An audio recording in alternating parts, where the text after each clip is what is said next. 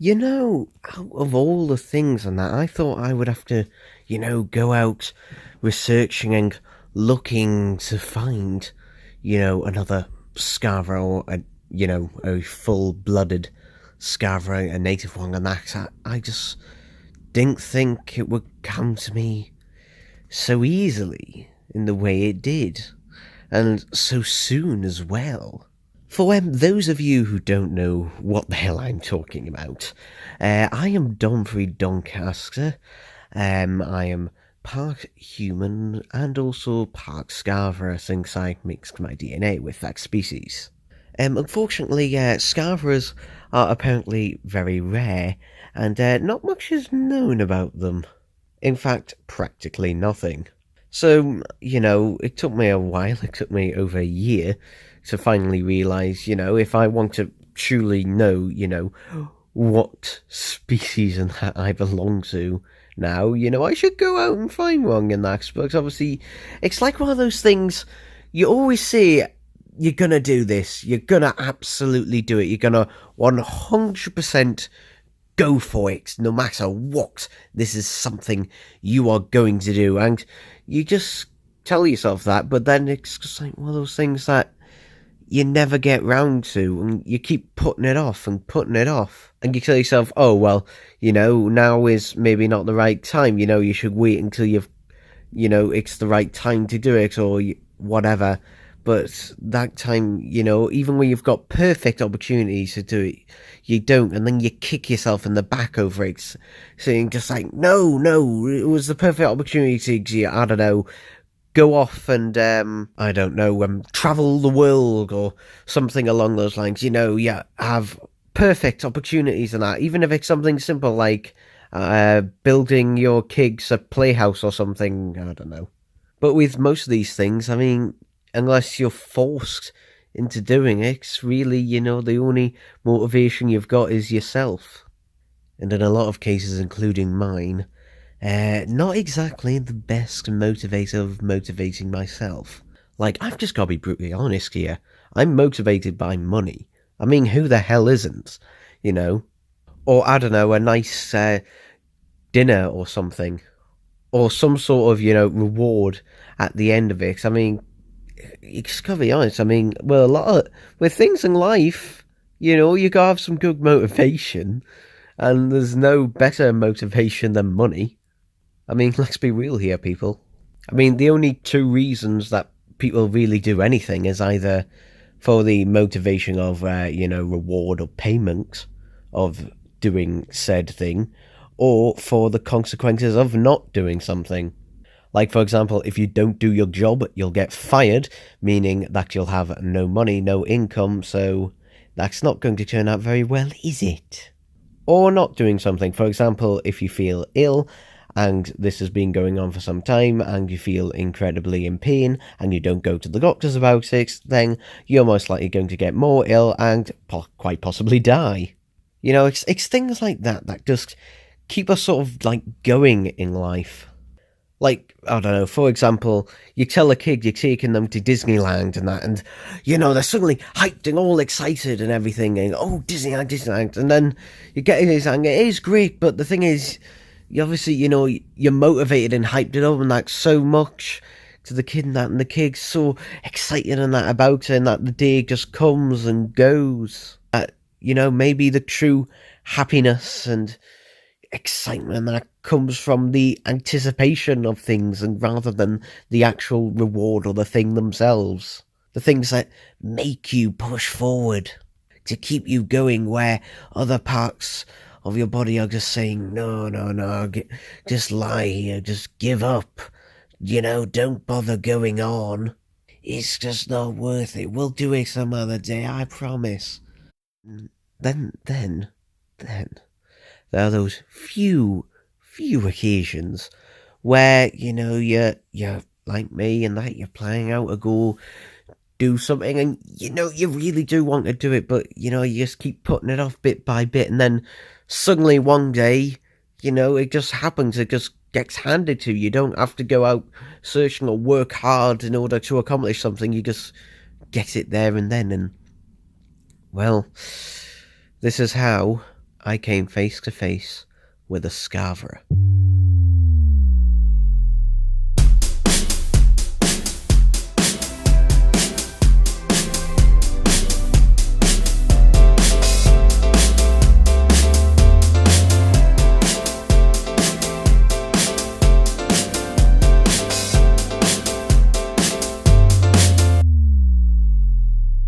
So I best start from the beginning, well, sort of, as best as I can. It was just, normal day, really. We hadn't found out anything else about the box, but regardless, we had promised and that we would try at least for half an hour a day, and we thought we might as well get it over with in the morning.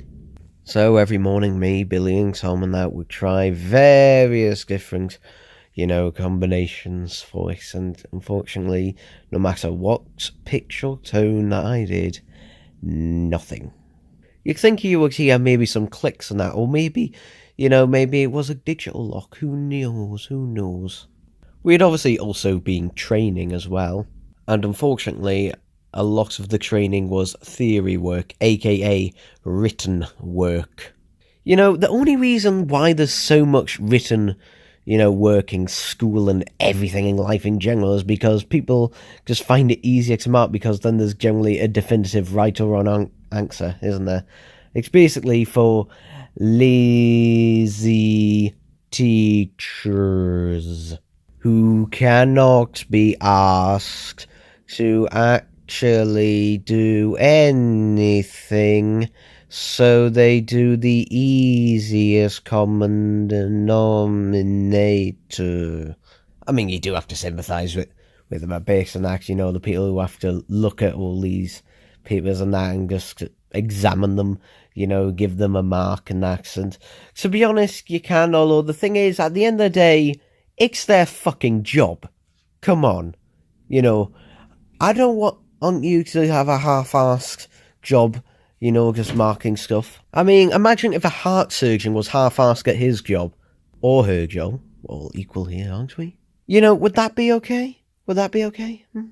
Though, to be honest, this can sometimes be to your advantage. For example, when my English GCSE was just a couple of marks below a passing grade, I got the option to get it remarked, just in case, that maybe the marker was biased or, maybe a different opinion and that. And obviously, I went through it, and thankfully I got enough to pass on the remark. Thing is, though, on the remark, you're pretty much more than likely to get a higher grade the second time, because basically, well, you've got one of two types of remarkers, basically. You've got the ones who just can't be asked and just want to get through as quick as possible, so they'll just mark you, a couple higher up. And then you've got the ones who can't be asked, so just mark you a couple lower, although in my experience, they do seem to be the less common type, so maybe it is worth it. I mean, I would definitely say so. It's certainly what I'm going to do if my results on my theory work, is not good enough for this training. But anyway, like I said, at this point, we've done that an hour and then we're just having a sort of 10-minute break and that before we were, given some assignments and that for the day, when Commander Spax came into our room, sort of in a rush. Now, normally, this means either one or two things. Either one, the more likely scenario, we are given a bollocking for doing something that we shouldn't have done, or two, there was some emergency or something that we needed to know about exactly this minute. However, this one was, obviously, as you can gather, rather neither. Basically, an exploration team had been out to recover some corpses on some distant planet or something, but when they were there, they did spot an unusual creature that was on its own, and it did appear to be injured in the leg, so they brought it back here, and apparently Commander Spax was there, and he noticed that it did have some sort of uncanny resemblance to me, at least in terms of physical appearances. And while they were patching up this creature's leg and that, they decided to take a tiny drop of blood just to do a DNA sample on. They compared it to mine, and they confirmed this was a full-blooded Scarver. I did appreciate the command actually telling me so quickly. I mean, the two of us had never really seen eye to eye, and we disagreed on almost everything. But it was nice to know he saw how important this was to me, and was willing to inform me as soon as possible, as soon as they got any updates on the situation. So Millie, Billy and Tom quickly made our way to the medical bay, where this Scarver was being kept. And for a few moments, although what felt like hours, I was just completely stunned and speechless. You know, this creature, this alien, and that I shared my DNA with, finally, I could see what it was. Just there, in front of me. With its rich blonde fur, deep orange eyes, and its sort of cat-like appearance. Though that's where the similarities seem to really end, and some of the differences I saw and how actually, part human of me had actually taken over from me. I mean, this thing, this creature, this Scarver and that, I mean, it's hard to describe it. It kind of looks like an animal that stood upright, but also could walk on all fours quite comfortably. And since it had been lying down on its side and because of its injured leg, it was hard to tell, at least until it was able to walk again. I could see its teeth were rather larger and sharper than mine. This creature was definitely a carnivore. In terms of size, it was about twice the size of a human being, both vertically and horizontally.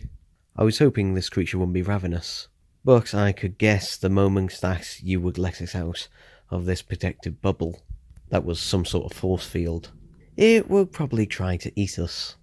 As I continued to approach, the Scarver locked eyes with me, its deadly stare fascinating me as well as terrifying me at the same time. This finally broke the silence, where one of the Meg team pushed us back and said, no, not too close. Commander Spax walked and stood shoulder to shoulder with me, and then finally said, "So, what do you think, Donfrey?" My jaw was hanging open in still utter amazement. Without turning to face him, I replied, I...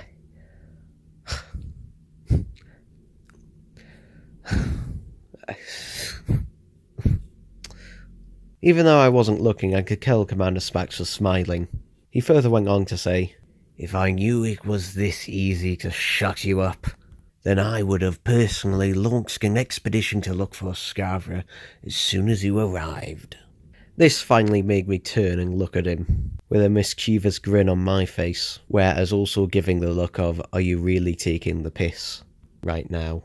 Then finally decided to ask a question about the Scarver to one of the medics that was taking care of it. "So, sorry, I don't know your name, but,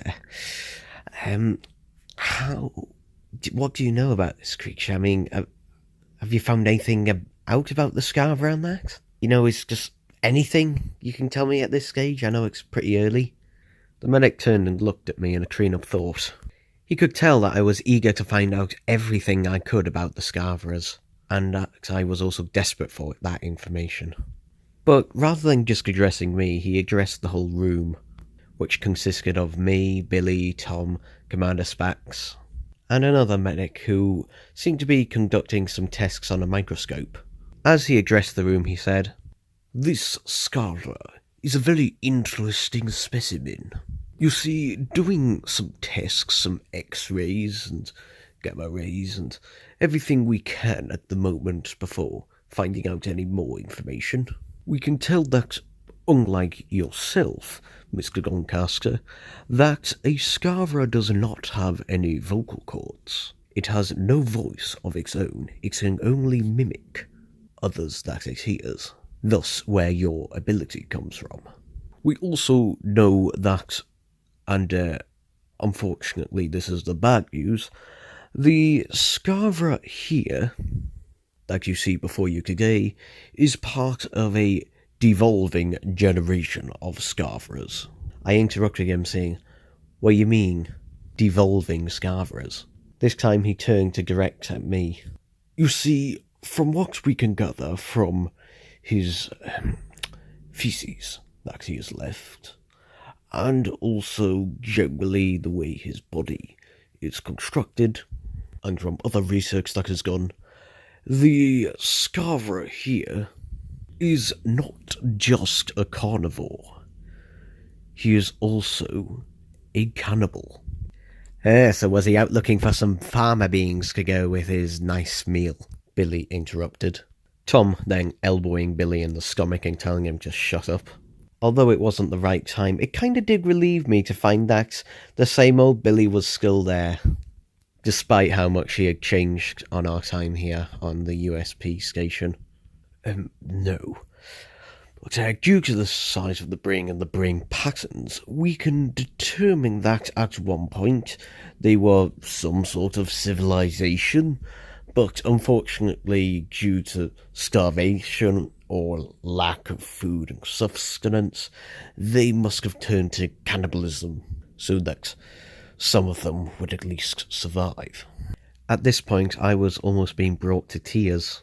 I mean, it doesn't really make sense why in that. I mean, I never knew the Scarvers and that. I mean, even though that Scarver, was in my DNA and that, I still really considered myself human. But the fact is that this is where my DNA came from. This is what happened to whom I, call my second people. It just made me disgusted. And it also made me think that, could I, de-evolve into that?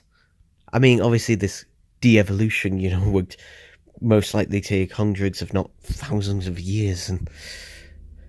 But the fact that it happened, and that this, sort of husk of a creature once had some intelligence, at least enough, to sort of have some sort of society, a way of life, and that now that had all gone.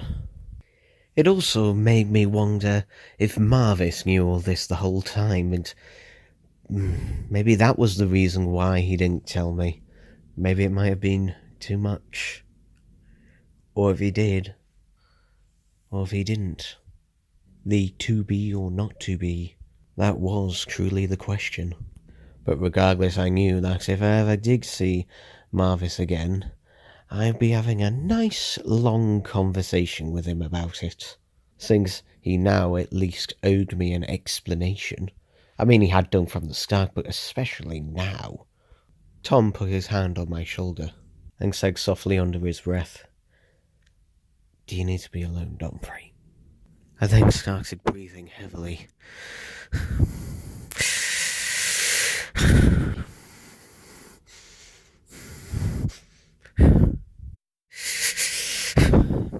No, Tom. I want you and Billy to stay. But everyone else can fuck off! There is no need for that sort of attitude. Besides, we need to be here to help heal the Scarver. Alright, fine. Commander Spax, you can go. Commander Spax gave me a very disapproving look. He looked like he was about to object, but then turned and left. Is this it? So this is where my DNA came from and where it lies now. So I am just part ravid beast. This makes sense, doesn't it? This is who I am, isn't it? This is who I am. This is why I bit your arm, Tom. This is why I bit your arm. And why I relished the taste of the blood. It was delicious. Ooh, how about you, Billy? Have a little nibble? Yeah, just a nice little taste, that'd be great. Tom then grabbed me and threw me against the wall. He got right up in my face and shouted, "Enough of this, Donfrey, we're not going through this again. I know this isn't what you wanted to find out. I know. And it's something I didn't want to find out either. But you biting me and all the shit that you've done is on you. It wasn't your DNA. It's on you." I was struggling, wriggling, trying to get myself free from Tom's grip. I then finally relaxed and burst out saying, "Don't you think that I know that?